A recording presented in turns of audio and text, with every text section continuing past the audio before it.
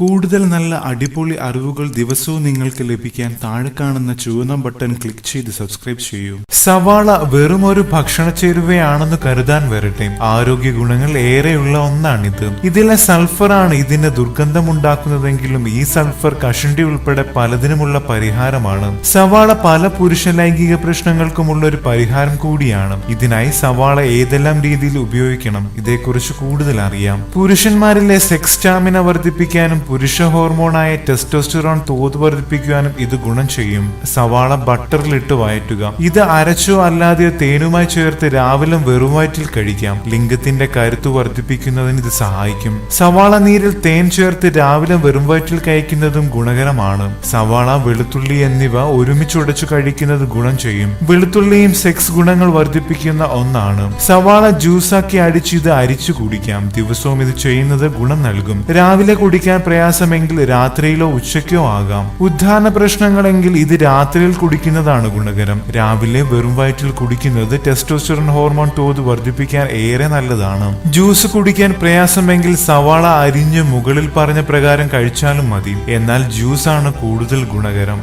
Sex ഗുണങ്ങൾക്ക് പുറമെ രക്തത്തിലെ glucose തോത് കുറയ്ക്കാനും കൊളസ്ട്രോൾ കുറയ്ക്കാനുമെല്ലാം ഇത് ഏറെ സഹായകമാണ്. കൂടുതൽ അറിവുകൾക്ക് സബ്സ്ക്രൈബ് ചെയ്യുക. നന്ദി.